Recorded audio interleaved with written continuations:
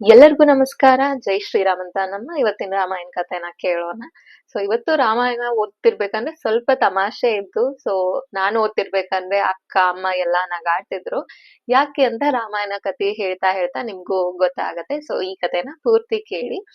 ನಿನ್ನೆ ದಿನ ನಾವು ನೋಡಿದ್ವಿ ರಾಮ ಲಕ್ಷ್ಮಣ ಮಾತಾಡ್ತಿರ್ತಾರೆ. ಹಾಗೆ ರಾವಣನ್ ವಂಶದ ಬಗ್ಗೆ ತಿಳ್ಕೊಂಡ್ವಿ. ರಾವಣನ್ ತಂಗಿನೇ ಶೂರ್ಪನಖಿ. ಅವಳು ರಾಮನ ನೋಡಿ, ಓ ನನ್ಗೆ ಅನುರೂಪವಾದ ಅಂದ್ರೆ ಒಳ್ಳೆ ವರ ಸಿಕ್ಕ ಅಂತ. ಆ ರಾಮಚಂದ್ರನ ನೋಡಿದ್ರೆ ಯಾರಿಗೆ ಮನ್ಸಾಗಲ್ಲ? ಒಬ್ಬರಿಗೆ ಬೇರೆ ರೀತಿ ಮನ್ಸಾಗತ್ತೆ, ಒಬ್ಬರ ಮನ್ಸಲ್ಲಿ ಗೌರವ ಹುಟ್ಟತ್ತೆ, ಭಕ್ತಿ ಹುಟ್ಟತ್ತೆ.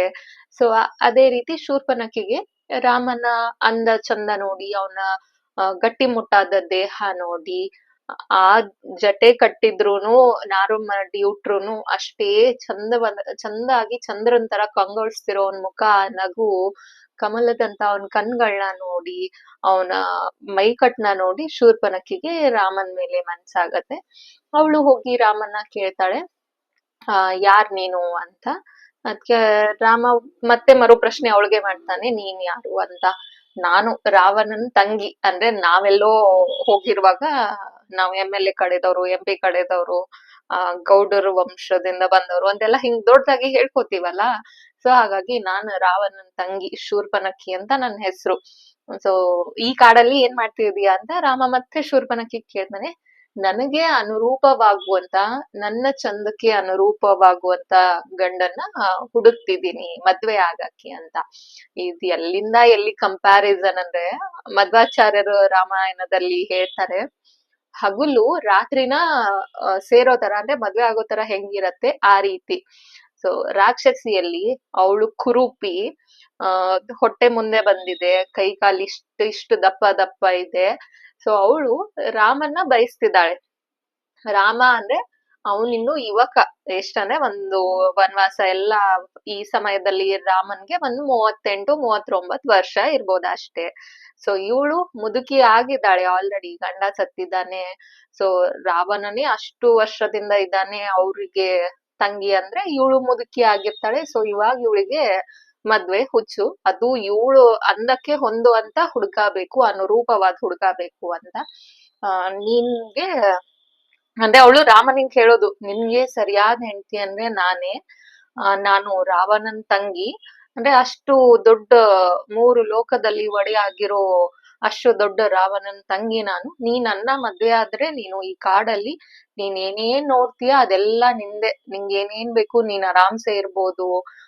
ಕಾಡು ಮೃಗಗಳ ಬಗ್ಗೆ ಏನು ಭಯ ಪಡ್ಕೊಳಾರ್ದೆ, ಅಥವಾ ರಾಕ್ಷಸರು ಭಯ ಪಡ್ಕೊಳಾರ್ದೆ, ನಿನ್ಗೂ ನನ್ನ ಅಣ್ಣ ಏನು ಒಳ್ಳೆ ರೀತಿ ಒಂದ್ ಮರ್ಯಾದೆ, ಸ್ಥಾನ, ಒಂದಿಷ್ಟು ಜಾಗನ ಎಲ್ಲ ಕೊಡ್ತಾನೆ.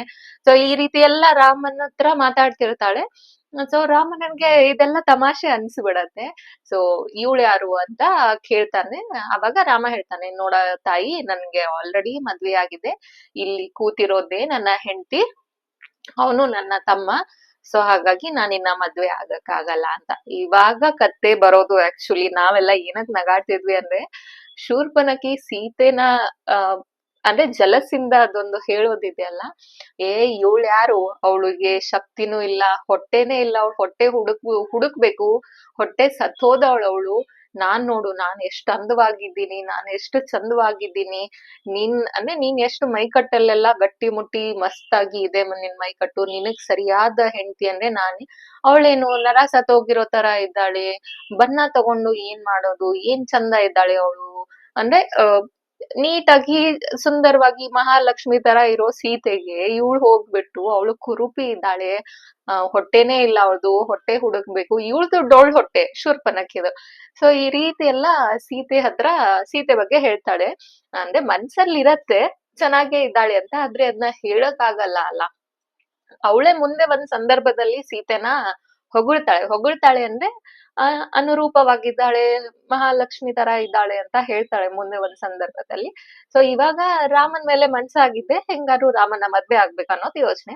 ಸೊ ಇವಳನ್ನ ನಿನ್ ಪಕ್ಕದಲ್ಲಿ ನಿಲ್ಸಿದ್ರೆ ಯಾವ್ದೋ ಒಂದು ಗೊಂಬೆನ ಅಂದ್ರೆ ಬಿದ್ದೂರು ಗೊಂಬೆ ಅಂತ ಹೇಳ್ತೀವಲ್ಲ ನಾವು, ದೃಷ್ಟಿ ಗೊಂಬೆ ಅಂತ, ಆ ರೀತಿ ಇದೆ ನಿಮ್ಮಿಬ್ಬರ ಜೋಡಿ. ನೀನು ನನ್ನ ಮದ್ವೆ ಆದ್ರೆ ನಮ್ಮಿಬ್ಬರ ಜೋಡಿ ತುಂಬಾ ಚೆನ್ನಾಗಿದೆ, ಹಂಗೆ ಹಿಂಗೆ ಅಂತೆಲ್ಲ ಹೇಳ್ತಿರ್ತಾಳೆ. ಸೊ ಈ ಕಥೆನ ಕೇಳಿಸ್ಕೊಂಡು ಓದ್ತಾ ಓದ್ತಾ ನಂಗೂ ನಗು ಬರ್ತಿತ್ತು, ಕೇಳ್ತಾ ಕೇಳ್ತಾ ನಮ್ಮಮ್ಮ ಅಕ್ಕನು ಎಲ್ಲ ನಗಾಡ್ತಿದ್ರು, ಮಹಾಲಕ್ಷ್ಮಿಗೆ ಈ ರೀತಿ ಹೇಳ್ತಿದ್ದಾಳಲ್ಲ ಅಂತ. ಸೊ ಇದು ಫನಿ ಸ್ಟೋರಿ. ಇಲ್ಲಿ ರಾಮ ಸ್ವಲ್ಪ ತಮಾಷೆ ಮಾಡ್ತಾನೆ ಶೂರ್ಪನಖಿ ಜೊತೆ. ಅವನು ಹೇಳ್ತಾನೆ, ನೋಡಮ್ಮ ನನಗೆ ಆಲ್ರೆಡಿ ಮದ್ವೆ ಆಗ್ಬಿಟ್ಟಿದೆ, ಅಲ್ಲಿ ನನ್ ತಮ್ಮ ಇದ್ದಾನಲ್ಲ ಅವನ್ಗೆ ಇನ್ನೂ ಮದ್ವೆ ಆಗಿಲ್ಲ, ಆ ಸಂಸಾರದ ಏನು ಸುಖ ಅದು ಅವನ್ ಇನ್ನೂ ಕಂಡಿಲ್ಲ, ನನ್ಗೆ ಆಲ್ರೆಡಿ ಮದ್ವೆ ಆದ ಕಾರಣ ಮತ್ತೆ ನೀನು ಇವಳು ಸೌತಿ ಆಗ್ಬೇಕಾಗತ್ತೆ, ಅವಳು ಹೇಳ್ದಂಗೆ ನೀ ಕೇಳ್ಬೇಕಾಗತ್ತೆ, ನೀನ್ ನೋಡಿದ್ರೆ ಅಷ್ಟು ದೊಡ್ಡ ರಾವಣನ್ ತಂಗಿ ಅಂತ ಬೇರೆ ಹೇಳ್ತಿದ್ಯಾ, ಸೊ ಹಂಗಾಗಿ ನೀನು ಅವನೇ ಮದ್ವೆ ಆಗ್ಬಿಡು ಲಕ್ಷ್ಮಣನ್ನ ಅಂತ ತಮಾಷೆ ಮಾಡ್ತಾನೆ.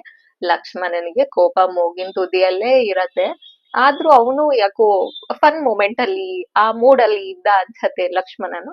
ಸೊ ಅವನು ಹೇಳ್ತಾನೆ, ನೋಡು ನಾನು ರಾಮನ ಸೇವೆಗಂತ ಬಂದಿರೋದು, ರಾಮ ಮತ್ತೆ ಸೀತಾದೇವಿ ದಾಸನಾಗಿ ನಾನ್ ಕಾಡಿಗೆ ಬಂದಿದ್ದೀನಿ ಅವ್ರ ಜೊತೆ, ನೀ ನನ್ನ ಮದ್ವೆ ಆದ್ರೆ ನನ್ ಜೊತೆ ನೀನು ಇವ್ರ ಸೇವೆ ಮಾಡ್ಬೇಕಾಗತ್ತೆ, ಅಂದ್ರೆ ರಾಮ ಸೀತಾದೇವಿ ಸೇವೆ ಮಾಡ್ಬೇಕಾಗತ್ತೆ. ನೀನ್ ಬೇರೆ ಇಷ್ಟು ಸುಂದರವಾಗಿ ಅನುರೂಪವಾಗಿದ್ಯಾ ಅಂತ ಹೊಟ್ಟೆ ಸತ್ತು ಹೋದವ್ಳ ಸೇವೆ ಮಾಡ್ಬೇಕಾಗತ್ತೆ, ರಾಮನ್ ಸೇವೆ ಮಾಡ್ಬೇಕಾಗತ್ತೆ. ಹಾಗಾಗಿ ನಿನ್ಗೆ ಸರಿಯಾದ ಜೋಡಿ ಅಂದ್ರೆ ನಮ್ಮ ಅಣ್ಣನೇ, ನೀನ್ ಬೇರೆ ದೊಡ್ಡ ವಂಶದ ಮಗಳು ಅಂತ ಈ ರೀತಿ ಎಲ್ಲ ಮತ್ತೆ ಲಕ್ಷ್ಮಣ ಅವಳು ಕಾಲ ಎಳಿತಿರ್ತಾನೆ.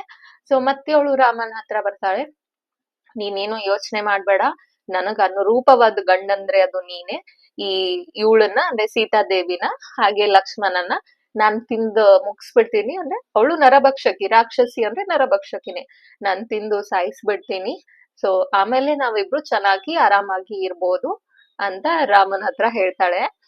ಸೊ ಇದು ತಮಾಷೆ ವಿಷಯ. ರಾಮ ಆ ರೀತಿ ಹೇಳ್ಬೇಕಂದ್ರೆ, ಇಲ್ಲ ಇಲ್ಲ ನೀ ನನ್ಗೆ ಸರಿಯಾದ ವ್ಯಕ್ತಿ ಅಲ್ಲ, ಸಾರಿ ನಾನ್ ನಿನಗ್ ಸರಿಯಾದ ವ್ಯಕ್ತಿ ಅಲ್ಲ, ನಿನಗ್ ಸರಿಯಾದ ವ್ಯಕ್ತಿ ಅಂದ್ರೆ ನನ್ ತಮ್ಮ ಲಕ್ಷ್ಮಣನೇ ಅಂತ.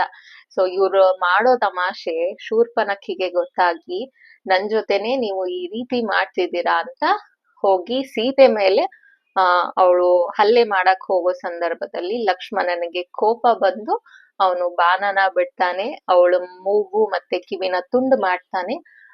ಅದು ಅಂದ್ರೆ ಎಲ್ಲಿ ಅಂದ್ರೆ ನಾಸ್ತಿಕ, ನಾಸ್ತಿಕ ಏನಕ್ಕಂತ ಕರಿತೀವಿ ಅಂದ್ರೆ ಅವಳ ಮೂಗು ಕಿವಿ ತುಂಡಾಗಿದ್ದು ಅಲ್ಲೇ. ಸೊ ಇವಾಗ ನಾವ್ ನಾಸ್ತಿಕ ಅಂತ ಕರಿತೀವಲ್ಲ ಅದೇ ಜಾಗದಲ್ಲಿ. ಸೊ ಆ ರೀತಿ ಅವಳ ಮೂಗು ಕಿವಿನ ಕಳ್ಕೊತಾಳೆ, ಲಕ್ಷ್ಮಣ ಬಾಣ ಬಿಡ್ತಾನೆ. ಸೊ ಇಲ್ಲಿ ಅವಳು ಬೊಬ್ಬೆ ಹೊಡಿತಾ ಅವಳನ್ನ ಕರನ್ ಹತ್ರ ಹೋಗ್ತಾಳೆ, ಆ ಶೂರ್ಪನಖಿ. ಸೊ ಇದಿಷ್ಟು ನಾವು ರಾಮಾಯಣದಲ್ಲಿ ಓದಿರುವಂತ ಕತೆ. ಸೊ ನಾಳೆ ದಿನ ಏನಾಯ್ತು ಅಂತ ಮತ್ತೆ ತಿಳಿಸ್ಕೊಡ್ತೀನಿ. ರಾಮನ ಆಶೀರ್ವಾದ ಎಲ್ಲರ ಮೇಲೆ ಇರ್ಲಿ, ಎಲ್ಲರಿಗೂ ಒಳ್ಳೇದಾಗ್ಲಿ. ಜೈ ಶ್ರೀರಾಮ್.